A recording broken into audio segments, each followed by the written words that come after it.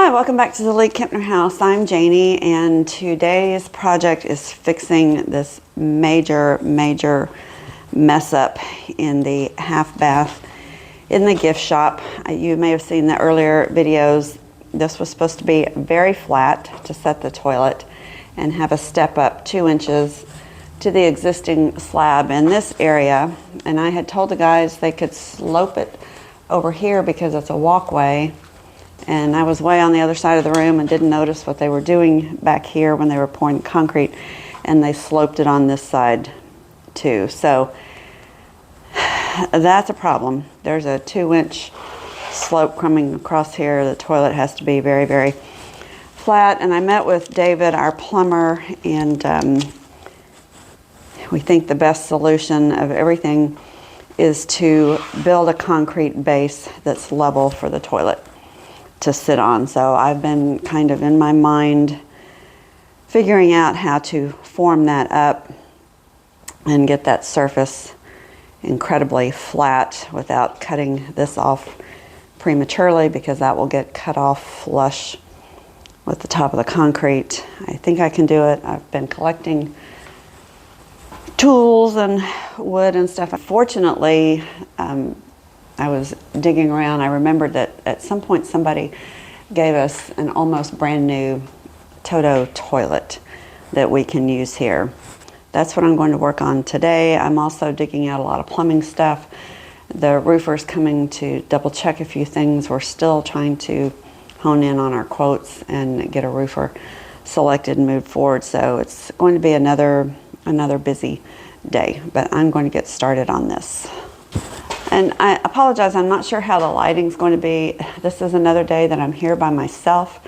So I have some very bright LED lighting set up that my best friend gave me for Christmas, because I can't open the doors and the windows. I'm here by myself, so I don't like to have anything open in the house so people can wander in. So I'm having to work by just that LED light and not any natural light.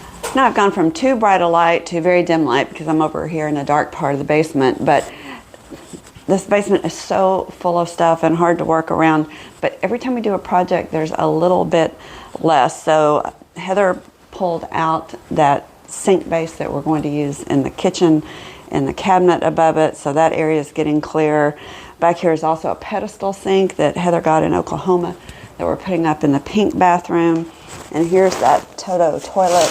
We have the tank and the base, and it's important that I have this because when I build the pedestal, I need to make sure that I come out far enough to get the dimension that the whole base will sit on it, but I don't want to be too big because I don't want a step up protruding out from the front. So I really need the toilet and to draw that bottom, and I need to flip it over and make sure I get the dimensions from the drain line in the middle so it's in the right place. And I also found a huge big basket of fittings and things that I brought from home in my great Swedish death cleaning of a garage clean out, because the quote on the plumbing is for labor only, so we still have to buy material. But I've collected a whole lot of stuff, and I'm hoping that we won't have to buy much of anything. But I need to get this out in the light and get it all sorted, so I'm going to get that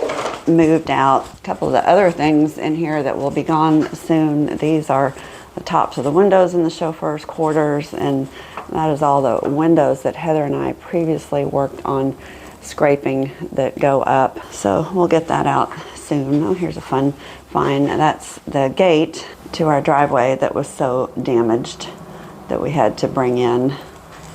So a lot of this stuff, will eventually get used up, especially all the wood. It will start going back up on the walls. And so as we build the walls, that'll get cleaned up. And then here are the faux beams from the sun porch that Ricardo and his crew just took down and temporarily stored down here. But I'm going to get my tape measure, flip that toilet over here. I don't want to try to carry it. It was hard enough getting it between those studs and out here. I don't want to carry it over to the bathroom, so I'm going to get some cardboard, lay it down, flip that over, and get my measurements. Okay, that guy's a little bit heavy. I got it over here. I don't want to crack it. So I do want to be careful with it. But you can see here's where it will sit on the flange. So this is the point where I need to take all my measurements. So let me go get my tape measure. Okay, I think I'm 100% certain I took my tape measure upstairs and forgot to bring it back. So let me pause and go get that. Okay, I found my tape measure, but I've lost my laser level. So I'm never going to remember these dimensions. I'm going to write it on a piece of wood. So I'm going to draw my toilet. I finished up all my measurements and then decided to go check on the windows that I had glued up the day before. Finishing that window sash up was another of my must-dos on my to-do list today. All right, I just checked everything here. It's cooler today and the humidity is back and the glue is not quite dry. So it's been 15 hours since I glued this up. I'm going to leave it another day and give it a chance to really get nice and cured. All right, this is a little challenging without Joe here to video because I have no idea what I'm shooting when I set the camera up, and I noticed I did not get my head in there, but that's okay because I don't have to worry about having double chin or wrinkles or anything. But here's my center point. So we were 11 inches to the back of the toilet. Once I got all the measurements down on the ground, I was able to see where the back of that toilet would sit. And when I put the level starting at the back of the toilet, it was not as off as I thought it had been, because I had been taking the level from the far back wall of where this bathroom is, and it was about a 2-inch drop. Coming from the back of the toilet forward, it's only about a 1-inch drop, or maybe 3/4 of an inch. So it's much better than I thought it was going to be. Okay, I've been sitting over here staring at this for a while. I had a relatively complex form designed in my head where I was going to cut the sides to exactly match the contour of the ground so that they set tight to the concrete, and that they were level on top so that when I poured the new concrete, I could run a screed across it and get it exactly level. Now that I know that that's not going to be that thick in the front and certainly much thinner in the back, I might be able to use a self-leveling compound and just pour and let it seek level back to the edge where I need it level to. I do have a problem with a big gap because the floor is not straight and that leveling compound would come out. So I think I could cut one side, I'll have to show you how I do that, to fit tightly against the floor, build the form, and then run just a very tiny bead of latex caulk around there and let it dry overnight to hold that leveling compound in. But I need to go read up a little bit about the thickness that I can use that compound and the strength of it and durability in this kind of application instead of like an underlayment to tile. So let me go do some thinking and some reading on the window project and a lot of miscellaneous stuff. We have like feast or famine. There's so many things going on right now. I know we keep teasing about these parlor windows, but we actually are on the schedule with McNatt, hopefully Thursday, Friday this week, no later than next week. And I've got to get these windows finished so they can install our frames. And I was here yesterday by myself, if you saw that video, and I just ran into so many problems. I gave up and went home about 3 o'clock. I got frustrated. This is that big window that needed a lot of repair. I ran out of glazing. I had to order more glazing. It came in. It was at home last night. When I got home, it was soft, so I put that Abatron liquid wood on it, and it hasn't dried. It's very sticky to the touch. So now I can't put the glazing in or prime it. I read online, it said it can be slow to cure depending on temperature and weather conditions. And I talked to McNabb about it. They don't actually use it for projects like this. They use it as a primer when they do the Abatron epoxy putty for big repairs. But when they're doing general coatings like this, they use a different epoxy because they have problems with this drying too. So I researched it online because it's already on here. It's not coming off. It said you could clean it off with isopropyl alcohol. That did not work this morning. It also said you can accelerate the curing with heat. So I went down in the basement and found my heat gun. And if you remember the video, I talked about we weren't using heat to strip because heat at this temperature will vaporize lead paint, and we don't want to do that. But there's no more paint on this. And I'm going to get Joe to stand here. Get it open. And on the low heat setting, stand with a good grip on it so she doesn't drop it on the glass, and just sit and gently blow away from the glass. We don't want to heat the glass up and do any damage to it, but we're going to go around the edges a little bit with the heat gun and see if this will harden up a little bit. So I'm going to get her plugged in and started. We'll do a test area down here and see if I can't get the primer on this and get the glazing in it today and get this one ready to go. And then I'm going to go down and work on the one in the basement that was such a mess. So that's top priority today. And also the plumber is coming tomorrow. So I have got to finish up that form and get that pedestal for the toilet where I screwed up on the floor. So those are our big things today. The roofer came yesterday also to look at the roof, but I've asked them not to do any work until after April 7th. We just have too much going on, but it's great to good but it's great to see so much happening, and I really can't wait to get these parlor windows in. So let me find an extension cord and get Joe started. Okay, Joe's got the technique. 2 hands not to drop it, blowing away from the glass, not getting too close, but just back and forth and getting a little bit of hot air on the stickiness. And I do think it's better, so I'm going to leave her to it. Oh, and when you turn that off, it may keep running. Some of them have a cool down function, okay, but you can just lay it on the plywood pointing away and it'll turn itself off when it cools itself down. So, and these I painted yesterday. They're nice and dry. I'll have to get the razor blade, clean up the edge a little bit. And I did go ahead and get messy here and paint because I wanted paint all the way up in that crack. So I was messy on purpose. But we'll get that cleaned up and get a razor blade and start cleaning this one up.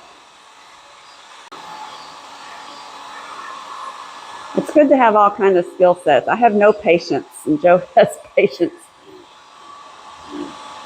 Because this is going to... Of course I have patience. You're my sister. She has no choice. She has no choice.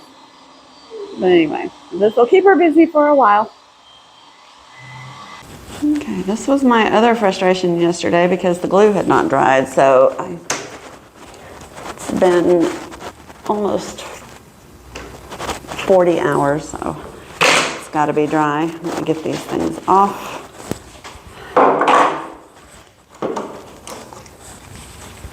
I don't need those. Let me just go put those back in the box so they can go home so I won't get in trouble. And I was hoping to paint these and get them done, but I remembered it needs 2 more glue up repairs on the other side. So this will not get finished today. We'll get all these clamps off. I'm going to measure the front door, see if that will fit on the front door. Got to glue, oops, ouch. Okay, that's going to leave a mark. I kicked that. I get for going one-handed. Normally I'd had Joe come film for you guys, but she's busy. And that I got for a different project. All right.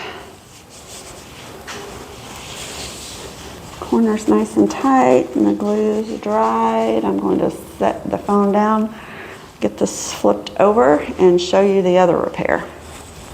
All right, I've got it clamped back down. This is the other problem. Somebody, it looks like, screwed into the window, probably as a security measure to keep it from opening, but when they did, they split this wood. And the piece is still here. I can get a lot of glue down in there, get this clamped with my clamps this way.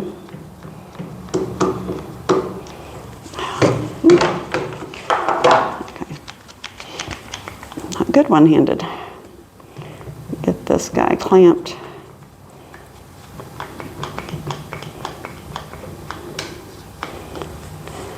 See how nice and tight that gets versus if you don't clamp it, it stays open a little bit. And I can get that glued up and done. And then the other problem, oh, here it is this corner got broken off. And these upper sashes are going to be fixed. They originally had chains and weights, but that's a lot of extra expense. And the reality is we will never open these windows. So we're going to put them back as fixed. So I can get that Abatron, fix this area. I'm gonna pull that off, put some Abatron on it, put some of that Abatron epoxy 2-part here, just so we make sure that the window frame goes over that and water doesn't get in. And then I'll let these guys dry and be able to work on them tomorrow, hopefully. Because this is the hard part. Getting them primed and the windows back in is a quick process compared to this. Okay, Alfred and crew are here again. They're bringing me his junk, which one man's trash is another man's treasure. Free treated 4x4s for the framing and a utility sink we're going to clean up and temporarily mount in our bathroom in the chauffeur's quarters so that we can wash hands and rags and do stuff. And it's like super lightweight. So I'm going to pick it up and head in with them. Whoop, that one's got a big split in it.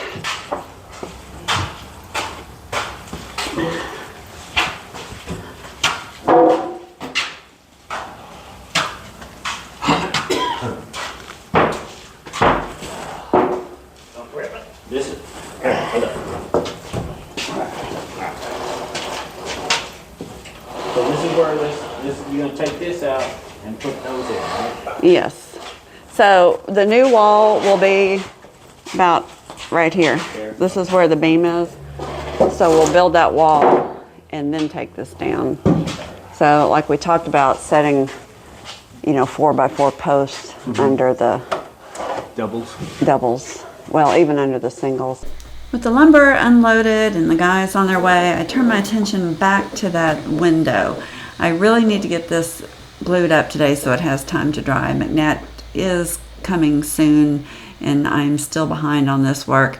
And if you remember when Ben was here, he talked about the importance of clamping something together if you want a really good bond when you're doing a glue repair like this.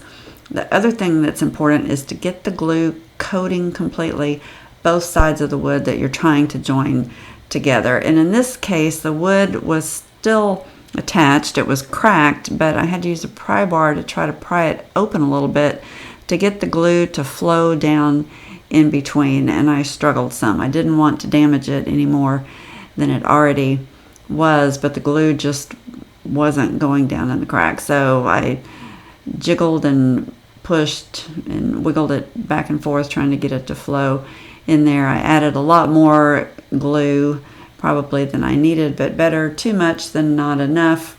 I found a little piece of wood and used it to try to push the glue down into the crack, and eventually I got to the point where I thought there was enough in there to stick. And it's probably not that critical because this sash isn't going to slide up and down, but I don't want water getting in here. I want it to be a nice tight fit. So I eventually got to the point where I could get the clamps on and get everything tightened up and then let this thing really sit up and dry. I did make quite the mess But as I said, easier to clean up too much glue than to have a repair that's not sound. Then I turned my attention to the other corner, and it just needed some of that Abatron two-part epoxy, but it was bare wood and I didn't want to mix up the wood hardener, so I went ahead and grabbed some primer and primed that bare wood to give the epoxy something a little better to grip onto. It's an exciting day. I'm here by myself. Joe's coming a little bit later. I drove separately because I had to get up super early. The plumber's coming in just a few minutes to start on our plumbing in the basement, and I've got to kind of finish up some projects I'm working on and get going. So not a lot of time for a formal intro. It is a busy, busy day. So let's get started. Okay, never mind. David the plumber just texted me and said he's got a problem he has to go address, and it might be 10 or 11 before he gets here. So I'm just sitting for a minute. I was all geared up and ready to go, but now I have 2 or 3 hours of what I sometimes think of as found time I didn't think I was going to get in the day, although that usually translates to losing time somewhere on the end. Since I have it right now, I'm just going to pause from what was starting out to be a frantic morning and take a moment. And plus, I love it. It's quiet in the house here. I'm sitting in the study, and I just like to look around because it's so grand and gorgeous and take this house in. But I'm going to think about sequencing because we have a lot going on. Y'all have been watching and waiting. We've been over promising and under delivering on our plumbing work and getting our parlor windows in and our new roof, but it is all about to happen. And we have a big fundraiser about 4 weeks from today, I think, when I'm shooting this. So there's a lot of stuff that has to go on. It all has to be sequenced. We have volunteer work day coming up. Alfred, our volunteer, and his crew are coming in Sunday to do some more work in the basement. So I'm going to take just an hour or so and get out a notebook and a pen, walk around the house, make some lists, and get organized and make sure I'm not missing anything big. And then I'll get a little bit of work done, and hopefully by then David will be here and we'll start filming the plumbing work. So let me get going and see what I come up with. I had my little moment of quiet and made my list, and then decided I needed to go down and finish up that form to level out the floor under the toilet so that I could show David when he got there what I had done.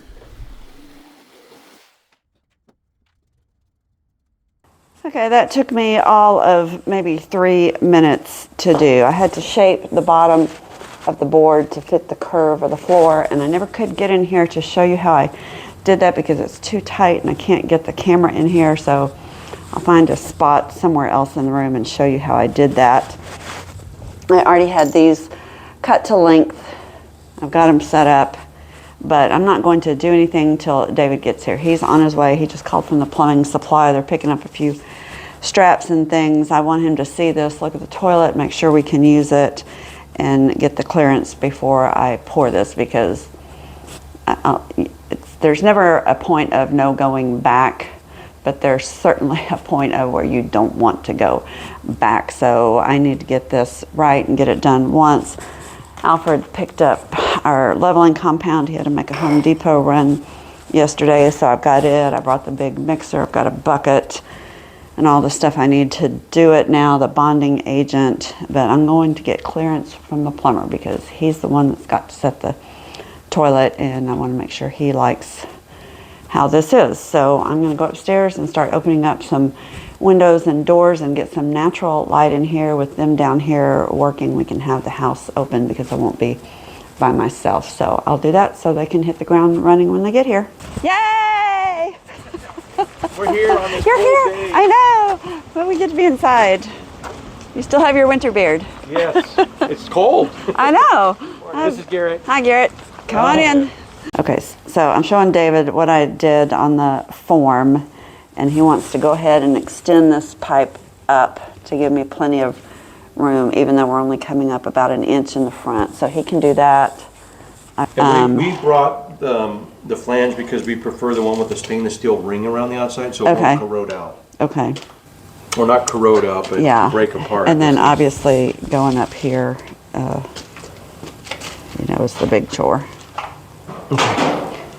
And I do have some carpets upstairs we can lay on the tile, and there's some plywood on the front porch. Okay, good. We I was gonna can ask you about that. Lay there. We We're got gonna all focus that. on the downstairs today, Yeah, and then tomorrow we'll go upstairs. go up. Okay, and then Are these 2x4s here good for us to use for bracing and whatnot? Or you want us yes, to use scrap? I have scraps everywhere. I have some. I don't know how long a bracing you need. Probably not anything more than 24 inches. Okay, I have a few. There's a couple laying there that I don't need.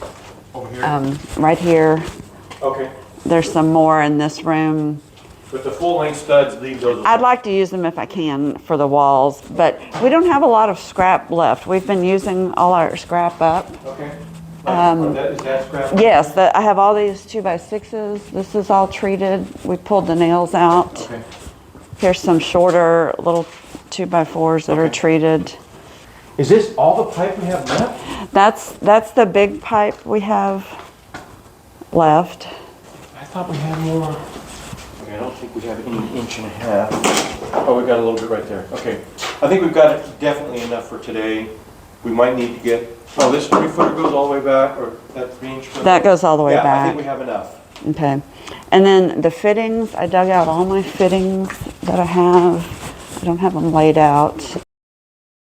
The big ones are upstairs, laid out on the couch. All the smaller stuff is in here, and we can just go, I can put a rug down, go lay it all out. No, we we'll just can- dump it out and look through. So, yeah, so somebody, I noticed that, and they just put some elbows and, Yeah, they made a P-trap out of pressure fitting. yeah, not the proper way to do that. There's a tub right there. They cut out the old lead P-trap. The pot, yeah, Yeah. that lead pot. So but- now that shows that what I thought was a concrete. Yeah, it's just a dirty beam. Yeah, It is structural, yeah. so we can't notch it. Yeah, we'll bring So everything down hopefully we below can it. get Yeah, around it. I think we can. Boy, that's true 2x. Yeah, it is. It's beautiful wood. Is it all cypress? No, I think it's pine. Really? Yeah. It's hard to tell. It's already stinky down here.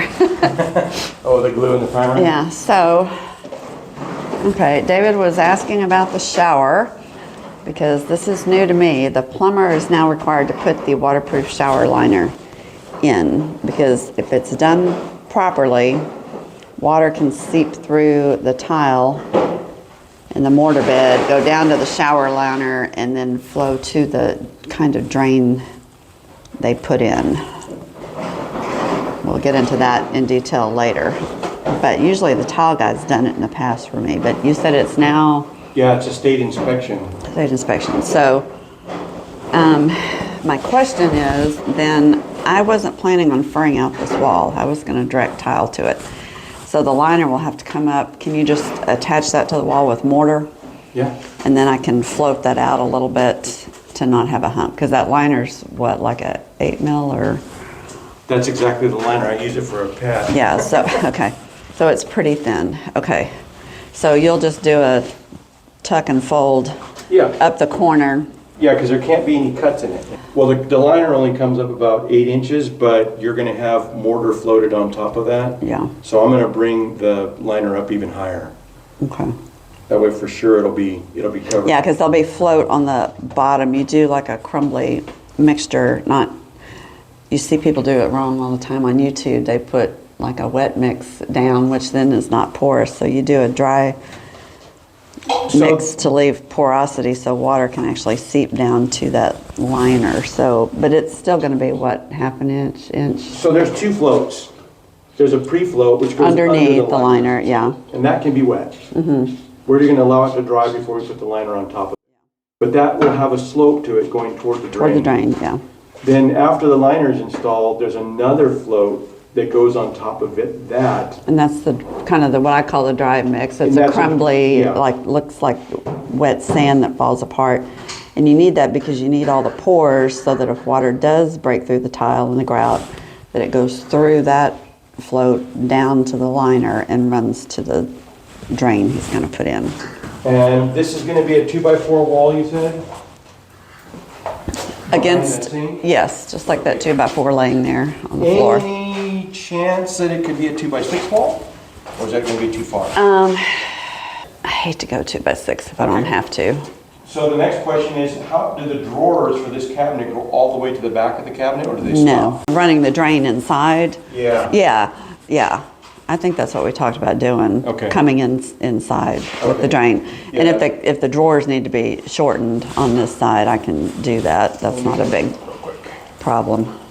The big, The other thing I have to get through the wall though, which is tiny, is the water line for the ice maker. And that's so not a that's big an deal. itty bitty Yeah. line. We can drill that. Well, but we you're can talking line- about the vent line and the drain line, or The drain, coming yeah. here, the drain. yeah, so that we won't have any trouble with the vent, because it's only has to be 1.5 inches. Mm-hmm. But the drain, I wanna keep it 2 inches as far as possible. So if we can go through the cabinet with that. Mm-hmm. We can it go would be through the better. cabinet with that, and then we can go through the wall with the water supply Yeah, lines. Okay. and so let's see, that question, the shower pan, the wall. And then the drain line for the dishwasher. Oh, well, that's gonna connect to the sink, so we'll just have to get a longer hose. So there's a huge gap here, so it can come Yeah. and go under. Because this is all open cavity Okay. in here. So we'll just need a little bit longer. Yeah. Okay, we talked about you were gonna use one side of this chase for something, For the vent, Okay. I've got to get, since there's not a window in this bathroom, it has to have an exhaust vent. oh, okay, so 4 inch. So we're gonna come over and out the wall over here and then backwards. Go over to the other bathroom? Mm-hmm. Because you're both gonna have a vent in. Okay. Oh, you're gonna come down and through here? Well, we're gonna take that out. I'm gonna take that, Just completely? yeah. I don't know what the inspector will say about the vent going downhill. So we could come this way, chase that down. I just have to drill through my brick over here. We don't know anything about that. I don't know about that. So we're gonna hug close, we're gonna plan for you to hug your vent pipe for the exhaust fan close to the wall. Okay. So we'll stay out of that Okay. area. Yeah, so is it gonna be mostly for moisture or? Moisture. Okay. And it's gonna have a heater component Oh. because this is gonna have window units back here. Okay. And so this will get a little That's what that's. chilly, gonna so be. that's this fan here. So it's a combo Okay. heater vent. Oh, because you weren't gonna have, there's not a wall that's going over the I top can of put it. I can put a wall. There's enough, the vanity's only 24, so it only comes out to about here. So the vanity can come out Okay. further, so I can Otherwise, put a we can wall. 90 over and come into this wall after 42 inches high. That won't help me any if you go 42. You might as well go straight up. All right. Instead of putting Okay, a, here I go coveting things. Look at his charging station. put a 2-inch sanitary seat. Wow. They say time flies when you're having fun. It sure has with this house, I tell you that. I had to go look at the old videos to get some dates, and I could not believe it has been almost 2 years since David and I sat down here in this basement and sketched out the plans for all of the plumbing here. It just seems like yesterday to me. And we both needed to walk through and talk through and refresh ourselves on everything that was going on and what that plan was, and try to get things kind of clear in our minds so that he could give his guys instructions and they could get started. But once we had walked through everything and talked some things out, they dove right in, and it's exciting because we really need these bathrooms in before the Steampunk Festival, and we are down to the wire. So that's it for today. Things are moving along quickly. I'm sorry the choppiness of this video, but I tried to condense things down quite a bit and do some catch up. I know we're behind real time on getting these videos out, but there has been just so much work going on. It's exciting for the house, and I can't wait for you guys to see the final results. So be sure and subscribe and turn on your notifications, because we are still blowing and going and getting this old beauty restored. And we hope to see you back next week here at the League-Kempner House in Galveston, Texas.